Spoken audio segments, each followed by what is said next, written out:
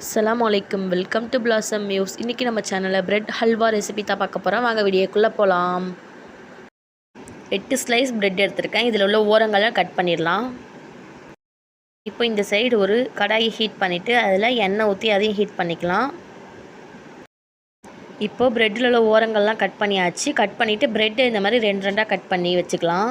இப்போது oil heat ஆகிடுச்சு. இப்போ இதில் பிரெட் ஸ்லைஸை போட்டுட்டு நம்ம பொரிச்சு எடுத்துக்கலாம். ரொம்ப நேரம் வைக்கணும் அவசியம் இல்லை. 2 பக்கமும் பெரட்டிட்டு எடுத்துடலாம். நம்மளுக்கு மொறுமொறுன்னு வந்துடும், இல்லைனா தீஞ்சிரும். இப்போ 2 பக்கமும் பெரட்டி விட்டாச்சு. இந்த மாதிரி வந்ததுக்கப்புறம் நம்ம இதை எடுத்துடலாம். எண்ணெயை வடிகட்டிட்டு இப்போ இந்த எண்ணெயை வேறு இதில் மாற்றிட்டு அதே கடாயில் 2 டேபிள் ஸ்பூன் அளவுக்கு நெய் ஊற்றிட்டு குட்டி குட்டியாக கட் பண்ணி வச்சுருந்த பாதாமை போட்டு ரோஸ்ட் பண்ணிக்கலாம். நான் 8 துண்டு பிரெட் எடுத்திருக்கேன். அதுக்கு 1 கிளாஸ் அளவுக்கு தண்ணி கரெக்டாக இருக்கும். நம்ம அதை ஊற்றிக்கலாம். தண்ணி ஊற்றிட்டு அது கூட தேவையான அளவுக்கு சுகர் போட்டுட்டு நல்லா கரைஞ்சி வந்ததுக்கப்புறம் தண்ணி கொதி வந்ததுக்கப்புறம் அதில் நம்ம பிரெட் துண்டுகளை போட்டுட்டு மிக்ஸ் பண்ணிடலாம். இந்த மாதிரி நல்லா மசிஞ்சு நம்மளுக்கு வந்து நல்லா கிளறி விட்டுகிட்டே இருங்க. தண்ணிலாம் நல்லா உறிஞ்சி வந்துடும். இப்போது ரெடி ஆகிடுச்சு. இது மேலே லைட்டாக நெய் ஊற்றிட்டு மிக்ஸ் பண்ணிவிட்டு நம்ம வேறு பவுலுக்கு ட்ரான்ஸ்ஃபர் பண்ணிடலாம்.